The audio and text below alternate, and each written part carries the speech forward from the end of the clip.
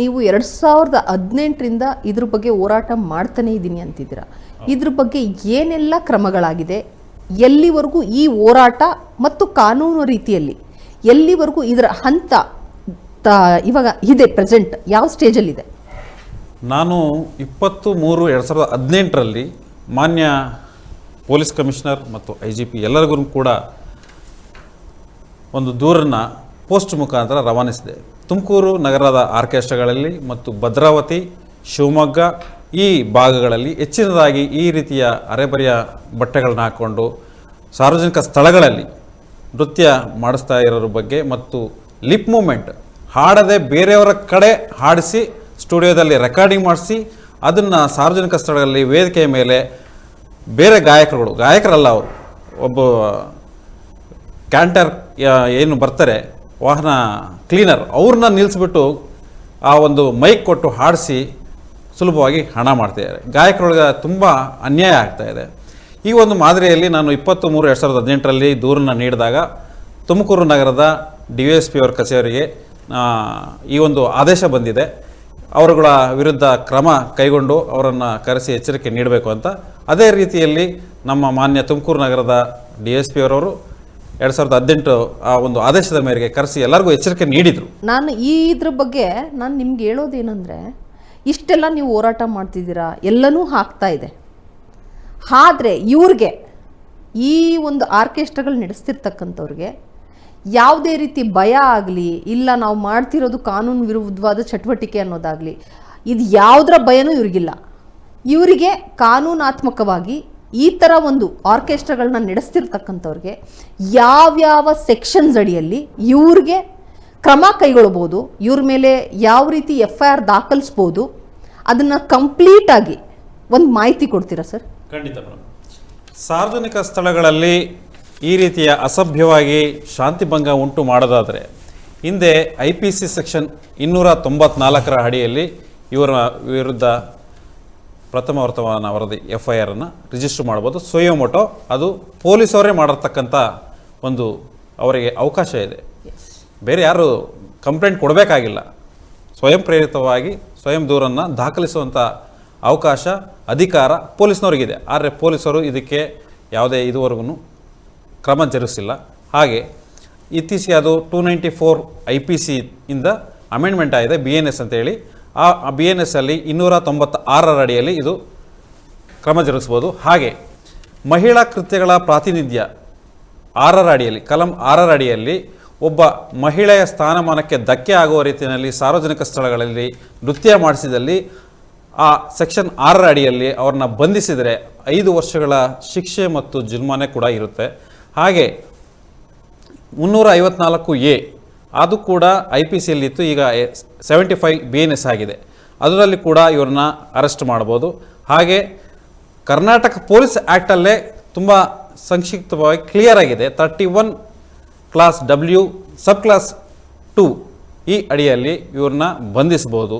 ಹಾಗೆ ಸೆಕ್ಷನ್ 12ರ ಅಡಿಯಲ್ಲಿ ಮಕ್ಕಳನ್ನು ವೇದಿಕೆ ಮೇಲೆ ಕರೆದುಕೊಂಡು ಈ ರೀತಿ ಕಾಮ ಪ್ರಚೋದನಕಾರಿಯಾಗಿ ಅವರ ಅಂಗಗಳನ್ನ ಪ್ರದರ್ಶನ ಮಾಡೋದು ಮತ್ತು ಅವ್ರನ್ನ ಚುಂಬಿಸುವುದು ಅದೆಲ್ಲ ಮಾಡಿದರೆ ಸೆಕ್ಷನ್ 12ರ ಅಡಿಯಲ್ಲಿ ಇವ್ರನ್ನ ಅರೆಸ್ಟ್ ಮಾಡ್ಬೋದು. ಅದು ಕೂಡ ಘೋರ ಶಿಕ್ಷೆ ಆಗಿರುತ್ತೆ ಮೇಡಮ್. ಎಸ್ ಸರ್, ನೀವೀಗ ಇಷ್ಟೊಂದು ಎಲ್ಲ ಸೆಕ್ಷನ್ಸ್ ಬಗ್ಗೆ ಮಾಹಿತಿ ಇವ್ರಿಗೆ ಗೊತ್ತಿದ್ರೂ ಕೂಡ ಇಷ್ಟು ಮಂಡ ಬಿದ್ದು ಈ ಥರ ಒಂದು ದುಡ್ಡಿನ ದಾಹಕ್ಕೆ ಇಷ್ಟು ಕೀಳುಮಟ್ಟಕ್ಕೆ, ಅದರಲ್ಲೂ ನಮ್ಮ ಜಿಲ್ಲೆಯಲ್ಲಿ ಅತಿ ಹೆಚ್ಚು ಆಗ್ತಾ ಇದೆ ಅಂದರೆ ಎಲ್ಲೋ ಒಂದು ಕಡೆ ಇವರಿಗೆ ಭಯನೇ ಅನ್ನೋದೇ ಇಲ್ದಂಗೆ ಆಗಿದೆ. ರಕ್ಷಕರೇ ಇವ್ರನ್ನ ಈ ಮಾದರಿಯಲ್ಲಿ ಈ ರೀತಿಯಲ್ಲಿ ತುಂಬ ಸುಲಭವಾಗಿ ಬಿಟ್ಟಿರೋದೇ ಇದಕ್ಕೆಲ್ಲ ಕಾರಣ ಮೇಡಮ್. ಎಸ್ ಸರ್, ನೀವು ಇದ್ರ ಬಗ್ಗೆ ಇದೆಲ್ಲವೂ ಆಗ್ತಾ ಇರೋದು ನಿಮ್ಮ ಗಮನದಲ್ಲೂ ಕೂಡ ಇದೆ ಮೇಡಮ್.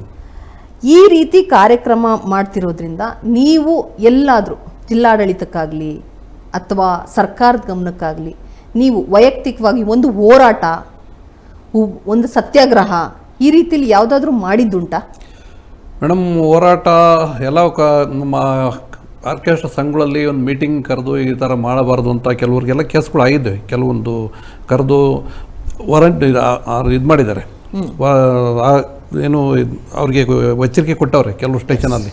ಚೇಳೂರಲ್ಲಿ ಒಂದು ಸಲ ಹಂಗಾಯಿತು, ಆ ಥರ ಎಲ್ಲ ಮಾಡಿದ್ದಾರೆ. ಆದರೂ ಕೂಡ ಏನು ಮಂಡಬಳೆ ಬಿಡು ಒಂದು ಕೇಸ್ ಆಗಲಿ ನೋಡ್ಕೊಳ್ಳೋಣ ಅನ್ನೋ ರೀತಿ. ಹೌದು ಈಗ ಮಂಡಬಿದ್ದು ನೀವೇ ಹೇಳ್ದಾಗೆ ಸಂಘಗಳು ಹೌದು ಎಲ್ಲ ಒಂದು ಡಿಪಾರ್ಟ್ಮೆಂಟಲ್ಲಿ ಕಾರ್ಮಿಕರ ಇಲಾಖೆಯಲ್ಲಿರ್ಬೋದು, ಆಯಿತಾ, ಯಾವುದೇ ಒಂದು ತಗೊಳ್ಳಿ, ಎಲ್ಲದರಲ್ಲೂ ಅವ್ರದ್ದೇ ಆದಂಥ ಒಂದು ಸಂಘ ಅಂತ ಇದೆ. ಹೌದು ನಿಮ್ಮ ಆರ್ಕೆಸ್ಟ್ರಾದಲ್ಲೂ ಕೂಡ ಸಂಘ ಸಂಸ್ಥೆಗಳನ್ನೋದು ಇದೆ. ಅವರಲ್ಲಿ ನೀವು ಕಂಪ್ಲೇಂಟ್ ಕೊಟ್ಟಂಥ ಸಂದರ್ಭದಲ್ಲಿ ಅವರೆಲ್ಲ ಯಾವ ರೀತಿ ಇದ್ರ ಬಗ್ಗೆ ಕ್ರಮ ಕೈಗೊಳ್ತಾ ಇದ್ದಾರೆ, ಕಡಿವಾಣ ಯಾವ ರೀತಿ ಹಾಕ್ತಾ ಇದ್ದಾರೆ, ಇದ್ರ ಬಗ್ಗೆ ಏನು ಹೇಳ್ತೀರಾ ಮೇಡಮ್ ನೀವು? ಯಾವ ಸಂಘ ಸಂಸ್ಥೆಗಳು ಮೇಡಮ್ ಯಾವಾಗಲೂ ಕೆಲಸ ಮಾಡಲ್ಲ. ಯಾಕೆಂದ್ರೆ ಅವ್ರದೇ ಆದ ಒಂದೊಂದು ಜವಾಬ್ದಾರಿಗಳಿರುತ್ತೆ. ಸಂಘ ಅಂದ್ಬಿಟ್ಟು ನಮ್ಮನ್ನೇನು 25 ವರ್ಷದಿಂದ ನಾವು ಇದರಲ್ಲೇ ಜೀವನ ಮಾಡ್ತಾ ಇದ್ದೀವಿ, ಇದರಲ್ಲೇ ಹೋಗ್ತಾ ಇದ್ದೀವಿ ಅಂದ್ರೆ ಅವ್ರು ಹಂಗೆ ಹೋಗ್ತಿರೋದೆ. ಅವ್ರಿಗೇನು ಒಂದು ಇನ್ಸೂರೆನ್ಸ್ ಪಾಲಿಸಿ ಮಾಡಿಸಿಲ್ಲ, ಇಲ್ಲ ನನ್ನ ಸಂಘದಲ್ಲಿ ಏನಾದರೂ ಒಂದು ಮೆಂಬರ್ಶಿಪ್ ಮಾಡಿದ್ದೀನಿ ಅಂದ್ರೆ ಯಾವುದು ಮಾಡಿಕೊಟ್ಟಿಲ್ಲ ಮೇಡಮ್. ಯಾಕೆಂದ್ರೆ ಸಂಘ ಮಾಡಿದ್ದೀನಿ ಅಂತ ಸುಮ್ಮನೆ ಒಂದು ರೆಫರೆನ್ಸ್ ಕೇಳಿದ್ರಷ್ಟೇ. ಯಾವಾಗಲೂ ಯಾರೂ ಸಂಘ ಮಾಡಿಲ್ಲ, ಏನೂ ಮಾಡಿಲ್ಲ. ನಮ್ಮ ಜೀವನ ಇದೇ ಥರ ನಡೀತಾ ಇದೆ. ಹಾಗಾದ್ರೆ ನಿಮಗೆ ಸಂಘಗಳಿಂದ ಕೂಡ ಯಾವುದೇ ರೀತಿ ಸೇಫ್ಟಿ ಆಗಲಿ ಏನೂ ಇಲ್ಲ? ಯಾವುದೂ ಇಲ್ಲ ಮೇಡಮ್, ಯಾವುದೂ ಇಲ್ಲ. ಯಾಕೆಂದ್ರೆ ನಾನು ಇಷ್ಟೊತ್ತು ನಿಮ್ಮ ಹತ್ರ ಮಾತಾಡ್ತಿದ್ದೀನಿ ಅಂದ್ರೆ ಜಾನಕಿ ಅವ್ರ ತರ ಹಾಡೋರು ಇದ್ದಾರೆ, SB ಬಾಲಸುಬ್ರಹ್ಮಣ್ಯಂ ಸರ್ ತರ ಹಾಡೋರು ಇದ್ದಾರೆ, ರಾಜ್ಕುಮಾರ್ ಸರ್ ತರ ಹಾಡೋರು ಇದ್ದಾರೆ. ನಮ್ಮ ನಿಜವಾಗ್ಲೂ ನಮ್ಮ ತುಮಕೂರು ಜಿಲ್ಲೆಯಲ್ಲಿ ಎಷ್ಟು ಜನ ಕಲಾವಿದ್ರು ಇದ್ದಾರೆ ಅಂದ್ರೆ ಅವ್ರನ್ನೆಲ್ಲ ಲೈವ್ ಅಲ್ಲಿ ಹಾಡಿಸಿ ಇವರು ಫ್ಲಾಫಿ ಹಾಕೊಂಡು ಕರೋಕೆ ಹಾಕೊಂಡು ಹಾಡ್ಬಿಡೋದಲ್ಲ. ಯಾವುದೋ ಒಂದು ಸಾಂಗ್ ಆಡಿದ ತಕ್ಷಣನೇ ಅವ್ರಿಗೆ ಒಂದು ರಾಣಿ ಪಟ್ಟ ಕೊಡೋದು, ರಾಜನ್ ಪಟ್ಟ ಕೊಡೋದಲ್ಲ. ಅವ್ರನ್ನೆಲ್ಲ ಮುಂದೆ ತನ್ನಿ.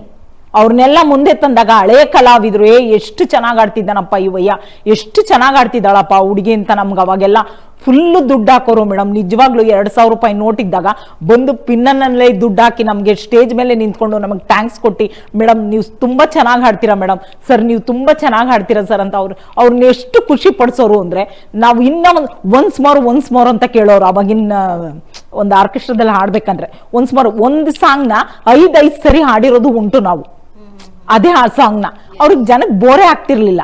ಆದ್ರೆ ಇವಾಗ ನಮ್ಮನ್ನ ಮುಂದೆ ಬಿಡದಲೇನೆ ಇವರೇ ಮುಂದಕ್ಕೆ ನಿಂತ್ಕೊಂಡು ನಮ್ಮನ್ನ ಈ ತರ ಹಾಳು ಮಾಡಿ ಮೂಲೆ ಗುಂಪು ಮಾಡಿಬಿಟ್ಟಿದ್ದಾರೆ ಮೇಡಮ್. ಇವ್ರಿಗೆ ಯಾವೆಲ್ಲ ಲೈಸೆನ್ಸಸ್, ಪರ್ಮಿಷನ್, ಒಂದು ಆರ್ಕೆಸ್ಟ್ರಾ ನಡೆಸಲಿಕ್ಕೆ ಇವ್ರಿಗೆ ಯಾವುದೆಲ್ಲ ಪರ್ಮಿಷನ್ಸ್ ಇದೆ, ಯಾವ ರೀತಿ ಇವರು ಕಾನೂನಾತ್ಮಕವಾಗಿ ಆರ್ಕೆಸ್ಟ್ರಾಗಳನ್ನು ಲೈಸೆನ್ಸ್ ತಗೊಂಡು ನಡೆಸ್ತಾರಾ ಅಥವಾ ಅನೈತಿಕವಾಗಿ ನಡೆಸ್ತಾರಾ ಸರ್? ಕಾನೂನಾತ್ಮಕವಾಗಿ ಇವರಿಗೆ ಯಾವುದೇ ಒಂದು ದಾಖಲೆಗಳೂ ಇಲ್ಲ, ಯಾವುದೇ ಅನುಮತಿಯೂ ಇಲ್ಲ, ಯಾವುದೇ ಪರವಾನಗಿಯೂ ಇಲ್ಲ. ನಾನು ಹೇಳೋದಷ್ಟೇ, IPRS ಮತ್ತು PPL. IPRS ಅಂತಂದರೆ ಇಂಡಿಯನ್ ಪರ್ಫಾರ್ಮೆನ್ಸ್ ರೈಟ್ಸ್ ಸೊಸೈಟಿ ಅಂತ ಇದೆ. ಅದರ ಅಡಿಯಲ್ಲಿ ಇವರು ಪರವಾನಗಿಯನ್ನು ಪಡೆದುಕೊಳ್ಬೇಕು. ಆದರೆ ಅದು ತುಂಬ ಕಷ್ಟ. ಅದು ಬಿಟ್ಟರೆ PPL ಅಂತ ಇದೆ, ಪ್ರೀ ರೆಕಾರ್ಡಿಂಗ್ ಪರ್ಫಾರ್ಮೆನ್ಸ್. ಅದು ಕೂಡ ಅದರ ಅಡಿಯಲ್ಲಿ ಇವರು ಲೈಸೆನ್ಸ್ ಪಡ್ಕೋಬೇಕು. ಯಾಕೆ ಅಂತಂದರೆ ಆಲ್ರೆಡಿ ಕಾಪಿರೈಟ್ಸ್ ಇವರು ತೊಗೊಳಲ್ಲ. ಕಾಪಿರೈಟ್ಸ್ ಇಲ್ಲದೆ ಇವರು ಈ ರೀತಿ ನೃತ್ಯಗಳನ್ನ ಒಂದು ಹಾಡು ಹಾಕಿ ಈ ರೀತಿ ಮಾಡೋದು ಅಕ್ಷಮ್ಯ ಅಪರಾಧ. ಕಾನೂನು ಅಡಿಯಲ್ಲಿ ಇದಕ್ಕೆ ಅವಕಾಶ ಇಲ್ಲ ಮೇಡಮ್. ಓಕೆ.